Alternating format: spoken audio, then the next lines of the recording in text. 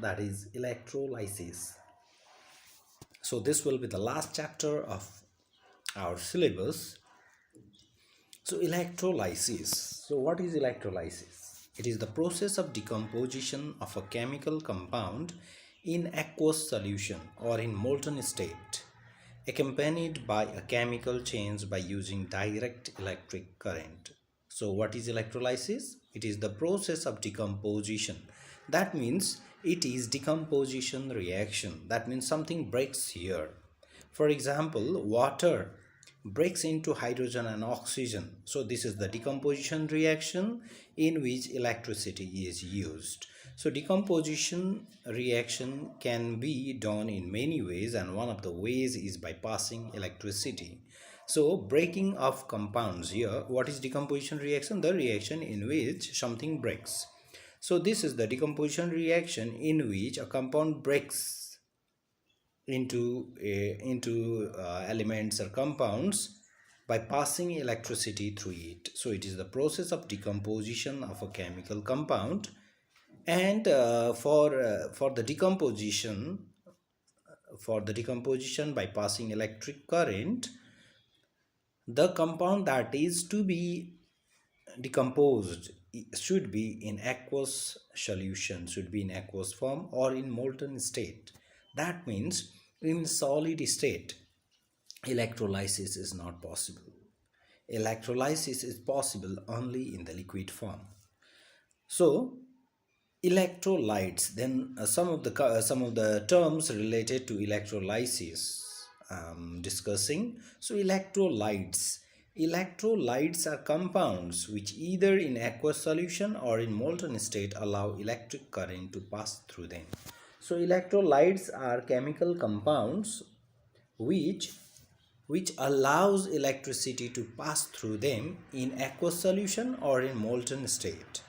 As you know, copper or metal conducts electricity. So for conducting electricity there must be some carrier, charge carrier. Okay, charge carrier, something must be there which carries charge. So in metals, electrons is charge carrier, electron carries charge. And here in electrolytes there must be something that carries electric current, and here that is ions. That is ions, not electrons, but here that is ions. So in aqueous solution or in molten state, ionic compound breaks into ions. So generally electrolytes has to be ionic compounds or polar covalent compounds. Ionic compounds or polar covalent compounds can only conduct electricity in aqueous solution or molten state. So in aqueous solution, ionic compounds dissociates into ions, or in molten state also they dissociate into ions. Electrolytes are molten salts or solution of salts in water or solutions of acids and alkalis. So what are electrolytes? Electrolytes are molten salts. That means salts in molten form. That means salt in liquid form, you can say. After melting, if you melt anything, it solid turns to liquid. So what is melting? Melting is the process in which solid turns to liquid. So in molten form, in molten salts or solutions of salts, or you can either dissolve salt in water, so that is also solutions of salts in water, or solutions of acid or acid dissolved in water, or alkalis, sodium hydroxide, potassium hydroxide dissolved in water. They breaks into ions and hence carries charge. So one very much common question is, what are the charge carriers in electrolytes? And your answer is they are ions. What are they? They are ions. What are the charge carriers in solid metals? That they are electrons. So in solid conductors, electrons are the charge carriers, and in liquid conductors, or molten conductors. Ions are the charge carrier. Now let's see some of the examples of electrolytes. Acids. All acids are electrolytes. For example, sulfuric acid, nitric acid, phosphoric acid, hydrochloric acid. All bases are electrolytes. You can see all the ionic compounds. All the ionic compounds are electrolytes. But all covalent compounds are not electrolytes, because covalent compounds, they break into molecules. Some covalent compounds are there which breaks into ions as well as in molecules. So those which breaks into ions, okay, they can conduct electricity. For example, polar covalent compounds can conduct electricity, and they are electrolytes. Then salts, for example, sodium chloride, copper sulfate. So all ionic salts are examples of electrolytes. Now let's see the types of electrolytes. Electrolytes are of two types. Based on their conductivity and ability to dissociate into ions. Now, electrolytes, I said, what are electrolytes? Electrolytes are compounds which conduct electricity in molten state or in aqueous form. They are electrolytes. Then electrolytes are of two types, based on their conductivity, how nicely they can conduct electricity and how nicely they breaks into ions. On the basis of this, there are two types of electrolytes. There is strong electrolyte and weak electrolyte. There is strong electrolyte and weak electrolyte. The electrolyte that dissociate into ions very fast, that means almost all complete dissociation takes place in a strong electrolyte. Complete dissociation takes place. A compound breaks into ions 100%, or if not then 99%, 98%. So it completely dissociate into ions. Strong electrolytes completely dissociate into ions, and their conductivity is very good. They are high, their conductivity is very high. And in weak electrolyte, they dissociate very less into ions. Less molecules dissociates into ions, and conductivity is very poor, weak. Now let's see the difference. Let's see the difference between strong and weak electrolytes. Strong electrolytes. Electrolytes which allow a large amount of electricity to flow through them are strong electrolytes. Electrolytes which allow small amounts of electricity to flow through them are weak electrolytes. Then, strong electrolytes are good conductors of electricity. Weak electrolytes are poor conductor of electricity. Strong electrolytes are almost completely dissociated in infused means in molten or aqueous solution state. In molten state or in aqueous solution state, they almost completely dissociates into ions. And weak electrolytes are partially dissociated in molten or aqueous solution state. Then this solution contain almost only free mobile ions. That means in strong electrolytes, okay, their solution contain only free mobile ions. But in weak electrolytes, they contain ions as well as molecules. So some dissociates into ions, some molecules dissociates into ions, and some remain as molecules only. Then, strong electrolyte allows a bulb to glow brightly.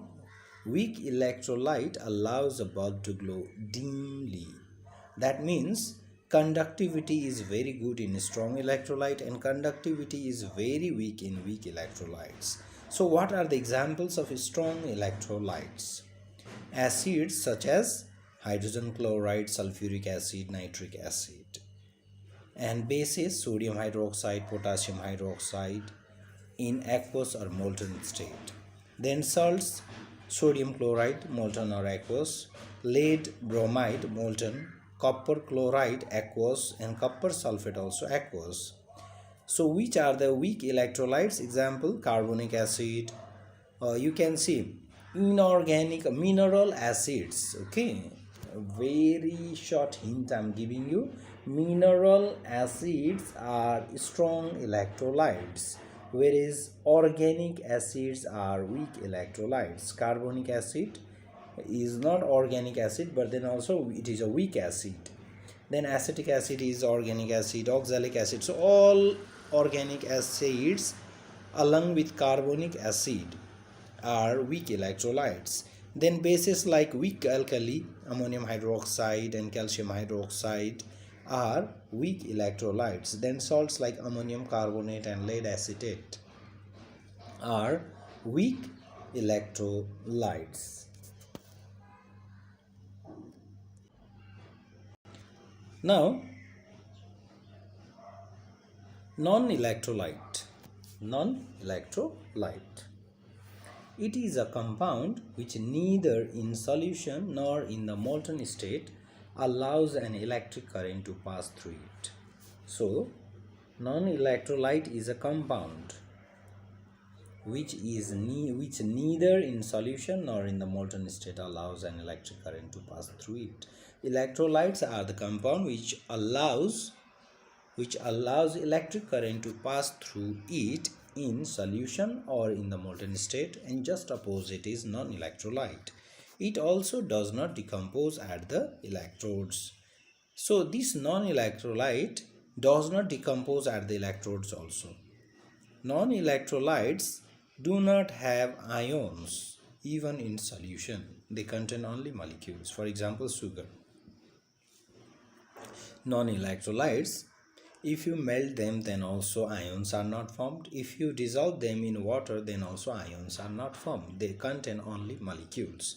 So non-electrolytes are the compounds which contain only molecules. Examples of non-electrolytes are distilled water. If you take impure water, they are electrolytes, but distilled water is non-electrolyte. Alcohol, kerosene, carbon disulfide, cane sugar, benzene, glucose and urea, most of the organic compounds are non-electrolytes. They are non-polar covalent compounds. So non-polar covalent compounds are non-electrolytes. Then acids, bases and salts as electrolytes. Acids and alkalis ionize when dissolved in water. Whereas bases and salts dissociate in fused molten state or in their aqueous solutions into free mobile ions. Now, acids and alkalis ionize when dissolved in water. When you dissolve acids and alkalis in water, they dissociate, they ionize, they break into ions. If you put acid in water, then it breaks into ions like H plus and the acid radical. Then alkalis also dissociates, ionize in water into hydroxyl. One of the ion will be hydroxyl ion and the other metallic ion. Whereas bases and salts dissociate in fused molten state or in their aqueous solutions into free mobile ions. So, but bases and salts, they dissociate in fuse. If you melt them, then also they dissociate, and they also dissociate in solution when they are dissolved in water into free mobile ions. So for carrying charge in case of electrolytes, there must be free mobile ions. Mobile means the ion which is free to move are free mobile ions. They can be classified as strong or weak electrolytes depending on the degree of dissociation. Examples are given below. All salts are strong electrolytes. Mind you, all salts are strong electrolytes. They form acidic or basic or neutral solutions after complete dissociation. So mind you one thing, all salts, whatever salts they are, all salts are strong electrolytes. They form acidic or basic or neutral solutions. So these salts, when dissolved in water, form acidic or basic or neutral solutions after complete dissociation. Some salts which are generally more volatile means easily vaporizable than other salts, and the salts which do not dissociate completely can be considered as weak electrolyte. That means those electrolytes which do not completely dissociate are termed as weak electrolytes, as compared to strong electrolytic salts like mercury chloride and ammonium carbonate are the weak electrolytes.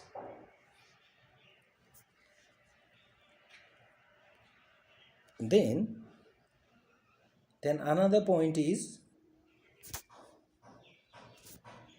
electrolytic cell. So we are talking about the terms that are related to electrolysis today. So electrolytic cell, another term related to this chapter is electrolytic cell, which is also called voltameter, a non-conducting vessel. So this electrolytic cell or voltameter must be a non-conducting vessel. That means it should not conduct electricity. It must be made up of insulator, for example glass. So glass is a non-conductor.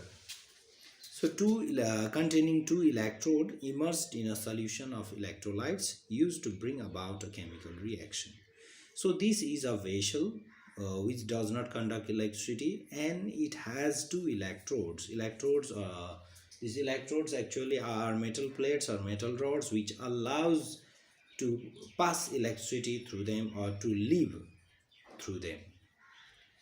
So electrolytic cells require an outside source of electricity, DC source, DC means direct current, to initiate the movement of ions between two electrodes where the chemical change takes place.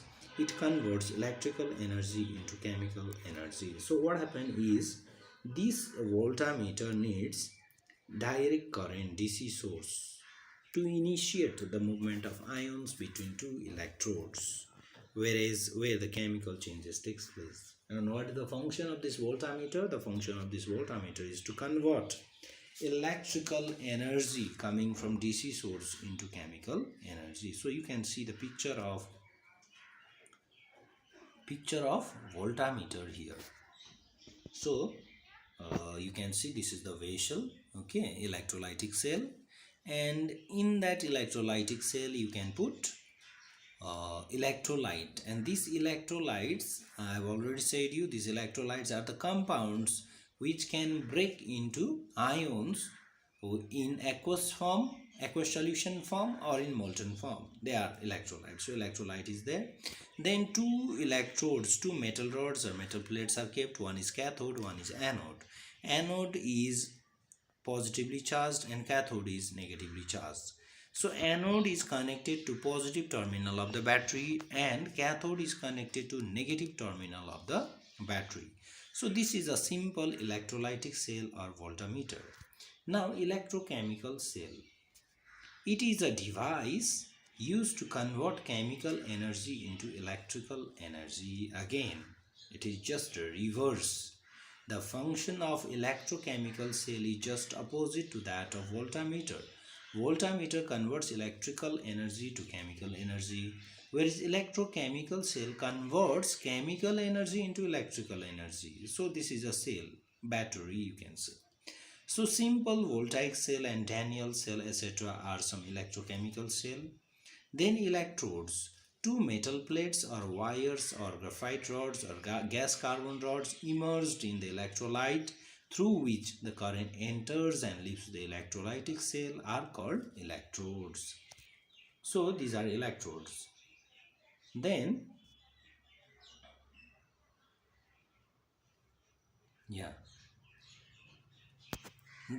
cathode and anode. So anode, the electrode connected to the positive terminal of the battery. I said you, the electrode, the metal rod, metal plate, wire, whatever is connected, that is connected to the positive terminal, positive side of the battery is called anode, and the electrode connected to the negative terminal of the battery is called cathode. So when the current is turned on, electrons flow from anode to cathode. When the current is turned on, electrons flow from anode to cathode.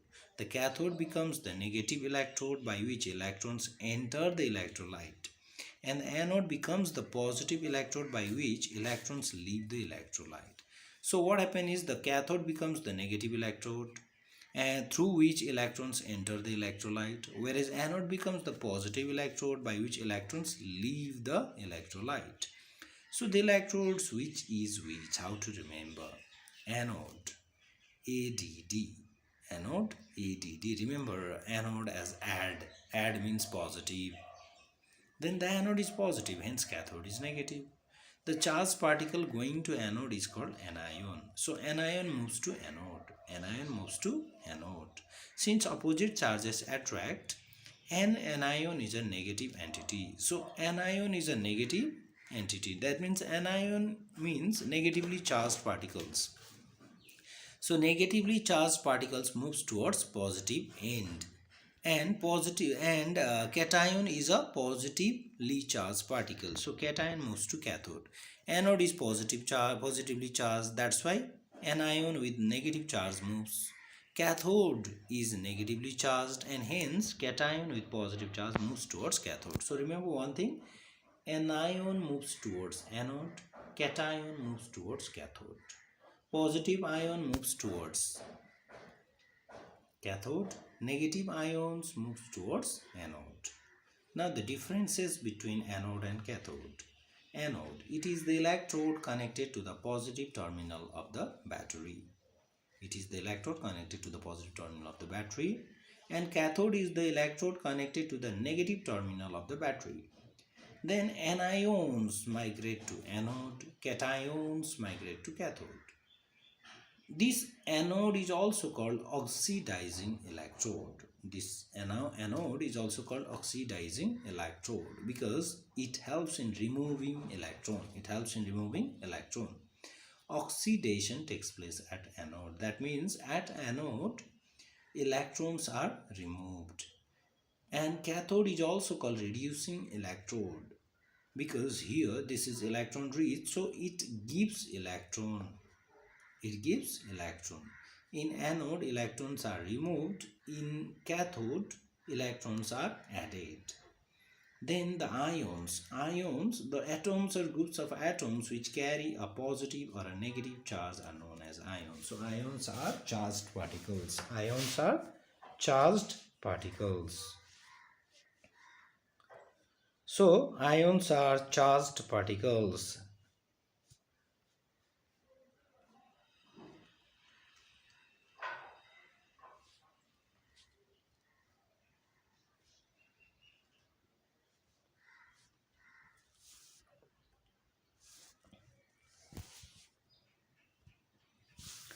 Atoms which carry positive charge are called cations, and the atoms which carry negative charge are called anions. This we have already learned in junior classes. The charge on an ion, positive or negative, is equal to the valency of the atom or the ion. So, atoms which carry positive charge are called cations, and the atoms which carry negative charge are called anions. And the charge on them represents their valency as well. If the charge is minus 1 minus charge, then valency is 1. If the charge is 2 minus, then valency is 2. This is already discussed. Now differentiate between cations and anions. Cations are positively charged ions, anions are negatively charged ions. Cations migrate to the cathode during electrolysis, and anions migrate to the anode during electrolysis. Cations gain electrons from the cathode and get reduced to become a neutral atom, whereas anions lose electrons to the anode and get oxidized to become a neutral atom. So some of the cations are shown here: Na plus, Ca2 plus, Al3 plus. They have positive charge. That means they come to cathode. They come to cathode and gets electron from there and becomes a neutral atom. And these are anions, and anions can move towards anode. So anode can remove electron. They are rich in electrons, so these electrons can be removed in anode and hence can be converted into neutral atom. Then